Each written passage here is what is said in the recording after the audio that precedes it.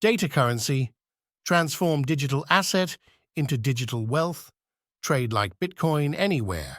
Como que eu faço a conexão do mundo real com a blockchain? Como que eu faço para que transferências de tokens em redes como a Ethereum signifiquem transferências de direitos, como os decorrentes de um contrato de promessa de compra e venda? É sobre isso que falaremos nesta aula e eu tenho certeza que você vai solucionar todas as suas dúvidas referentes não só à tokenização de ativos do mundo real, chamada tokenização RWA, mas também como é possível tokenizar um ativo e conectar esse ativo ao mundo das finanças descentralizadas, ao chamado mercado DeFi. Como que direitos relativos a contratos cotidianamente realizados podem ser negociados de uma forma interoperável com as finanças descentralizadas. Este é o objetivo desta aula. Bem, qual que é a grande questão por trás da tokenização RWA que tanto se fala hoje? Transferir direitos pela transferência de tokens. Esse é o objetivo. Um projeto de tokenização RWA bem estruturado tem que ser capaz de assegurar que, mediante uma transferência de token, eu estou fazendo o quê? Constituindo um direito ou transferindo um direito pré-existente. Então, grave isso. Não importa se você quer fazer tokenização RWA referente a contratos do agronegócio, contratos imobiliários, contratos financeiros, o objetivo vai ser sempre o mesmo.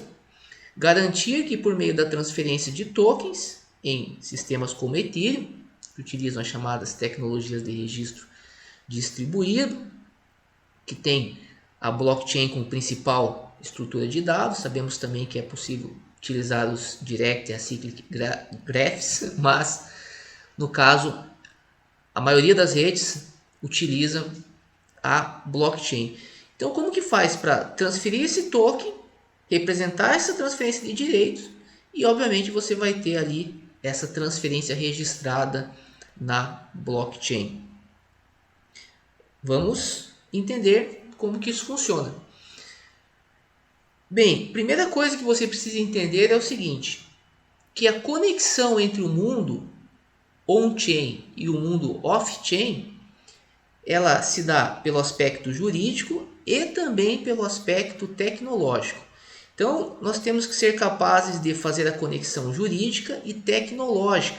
Do contrário, nosso projeto será um projeto imperfeito, um projeto inseguro do ponto de vista jurídico e ineficiente do ponto de vista dos objetivos da tecnologia. Então é isso que nós precisamos aprender hoje. Como que é feita essa conexão jurídica e tecnológica?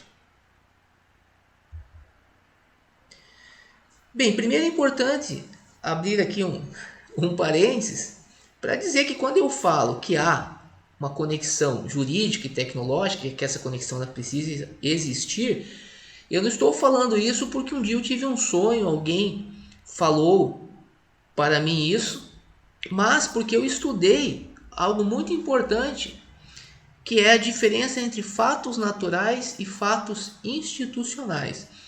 Um dos principais pensadores a explorar essa distinção é o John Searle, um dos maiores filósofos que trabalham com algo que nós chamamos ontologia e epistemologia, ou seja, trabalha com a ontologia, que fala sobre o que são as coisas, e a epistemologia, como que nós conhecemos ou como nós sabemos como as coisas são. E ao estudar a diferença entre fatos naturais e fatos institucionais, nós percebemos, por exemplo, que o direito não é um fato natural. De nada adianta você ter uma transferência de token se você não tiver uma fonte do direito atribuindo uma qualificação jurídica àquela transferência. Essa fonte do direito pode ser tanto a lei quanto o contrato. Tanto a lei quanto o contrato são fatos institucionais. Nós não temos como explorar a fundo por exemplo, como que os fatos institucionais são constituídos. Isso é muito importante, porque fatos institucionais são, por exemplo, a moeda, o direito. Mas você pode ler um artigo que eu publiquei em 2009 na revista da Procuradoria-Geral do Banco Central, onde eu faço uma crítica à teoria dos fatos institucionais do John Searle, não uma crítica em relação à existência dessa diferença, em relação a questões mais filosóficas que eu não tenho como adentrar aqui, até porque não faz parte aqui do nosso objetivo, mas você também encontra isso de maneira detalhada no meu mais novo livro, onde eu falo sobre a ontologia do direito, por exemplo, também falo sobre a ontologia do dinheiro, o que é efetivamente o dinheiro, o que é efetivamente o direito, de uma base tanto ontológica quanto epistemológica, para que você também tenha esse conhecimento. Então, se tiver interesse, basta acessar o site. Então, essa distinção, veja, é uma aplicação que está fundamentada na ontologia e, obviamente, na epistemologia. Então, agora vamos falar de uma forma específica, lembrando que vale muito a pena você investigar o trabalho de John Searle, é um dos principais pensadores da atualidade, que serve de referência para outros tantos filósofos aí de grande importância, como Jürgen Habermas, por exemplo, citam bastante ele.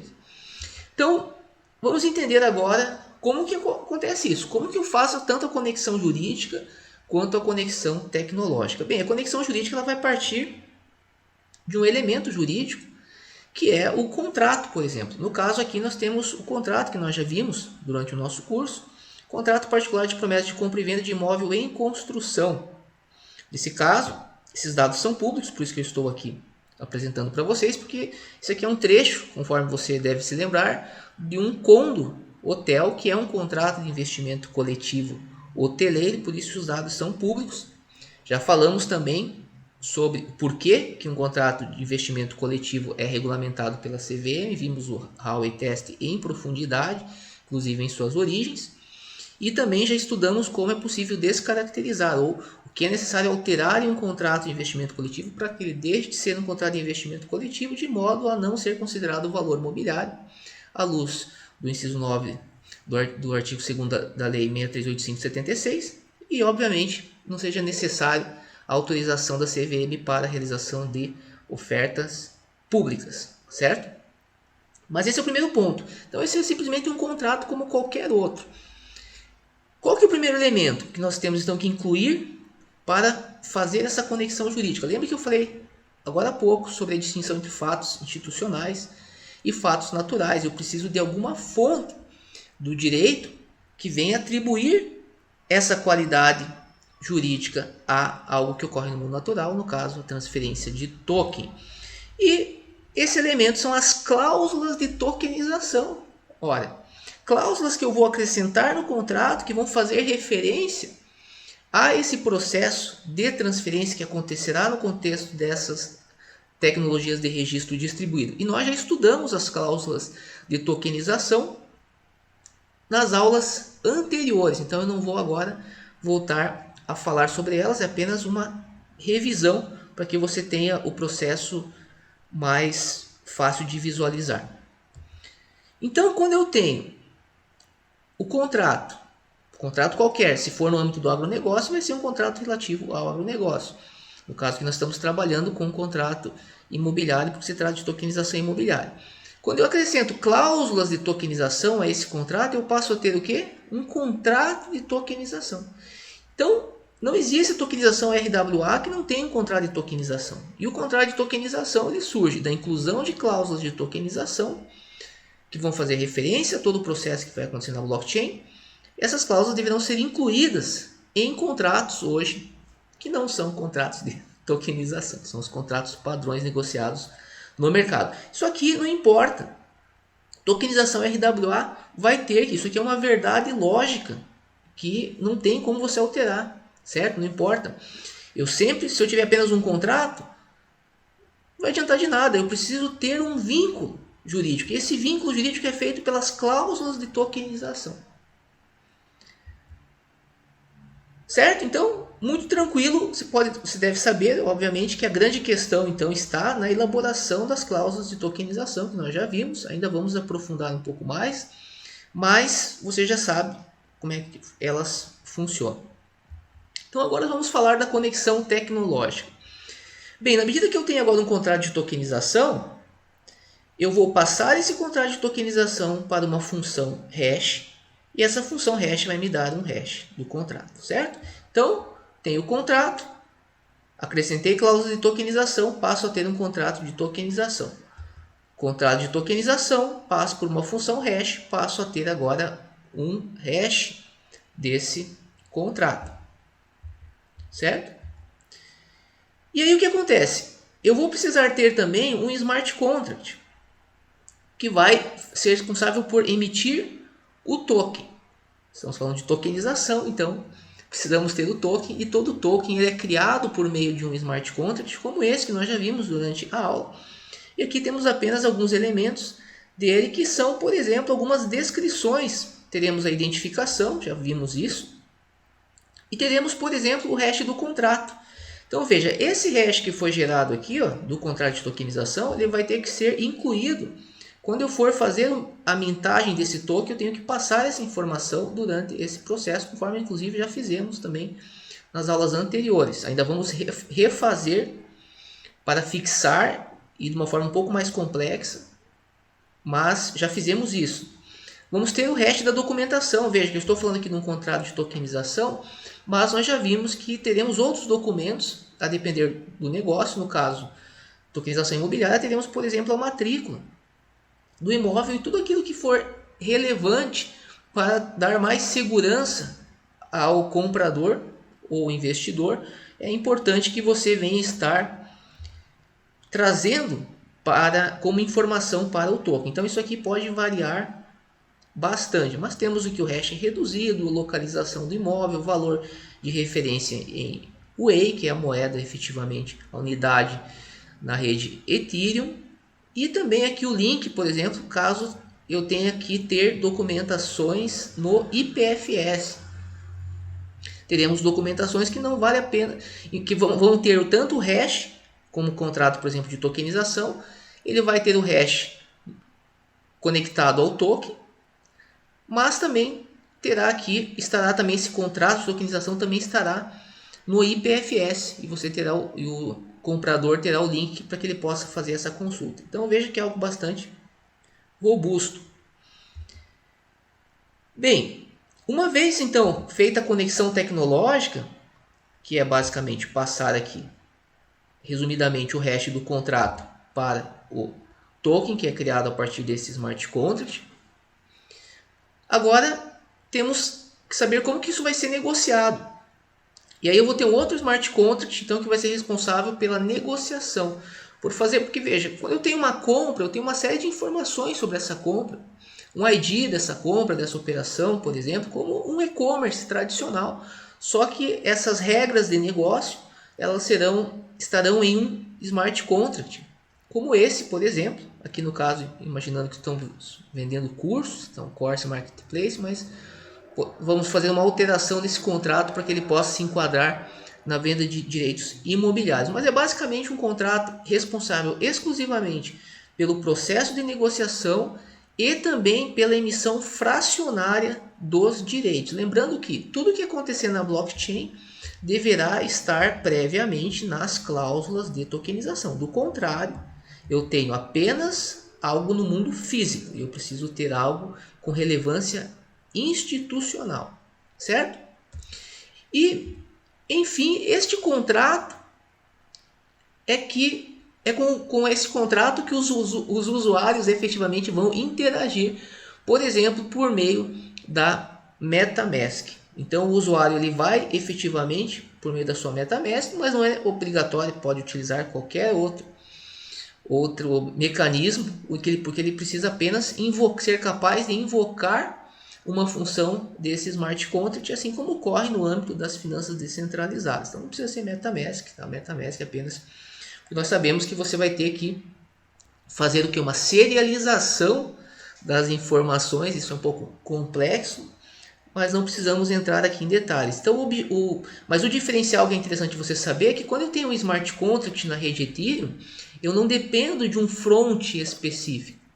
Eu posso, basta enviar mensagens para um determinado nó da rede, no caso eu não venha efetivamente rodar esse nó, que não é o caso da maioria, e a operação irá ser realizada. Então eu posso criar uma hot transaction, conforme nós falamos, e codificar as informações conforme o ABI encoding, de modo a ser capaz de invocar a função, que no caso do contrato vai ser uma função específica para estruturar, ou melhor, para controlar este processo de compra e venda. Mas em síntese, o usuário ele vai transferir um token, uma stablecoin ou Ether para o smart contract e vai receber o token que vai representar uma fração do direito conforme determinado nas cláusulas de tokenização. Bem, é um processo razoavelmente complexo, mas nós já tivemos aí mais de 10 aulas detalhando cada um desses pontos. Aqui é apenas uma revisão, porque a partir da próxima aula nós vamos fazer o contrato de tokenização e todo esse processo de uma forma um pouco mais complexa do que nós já fizemos até o momento. Até o momento nós apenas ainda não estudamos o contrato Marketplace Smart Contract.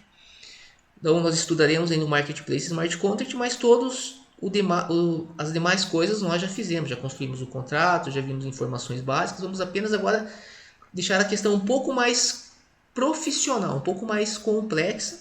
E aí finalizaremos este módulo prático. Bem, o que é, para finalizar, o que é o detalhe interessante disso tudo? É que na medida que a gente venha fixar todo esse processo, incluindo as cláusulas de tokenização, a ideia com a inteligência artificial é que você venha disponibilizar para o usuário um front e a partir das informações que esse front venha receber, ele venha construir todo esse processo. O agente de inteligência artificial ele vai ser capaz de construir todo esse processo, incluindo as cláusulas de tokenização e as devidas alterações ao contrato original, e o advogado, e até mesmo em alguns casos o programador, vai ser apenas responsável por fazer uma supervisão desse processo, certo? A tecnologia ela caminha para isso. Então hoje isso ainda é feito 100% manual, certo? Existe toda uma estruturação, mas nós na Data Commerce já não só acreditamos, mas já estamos trabalhando para automatizar este processo. E para que você venha automatizar algo, você precisa primeiro conhecer o algo a ser automatizado. Então, o conhecimento que você está aprendendo nesse curso é o que vai valer mais, porque você tendo esse conhecimento com as ferramentas de inteligência artificial, você vai poder criar uma série de produtos relacionados à tokenização RWA e aí desenvolver conforme os seus interesses, seja se você tem uma startup ou seja se você está apenas atuando como profissional, como advogado na área. Então tem bastante coisa ainda, mas estamos cada vez mais perto do nosso objetivo. Nos vemos na próxima aula.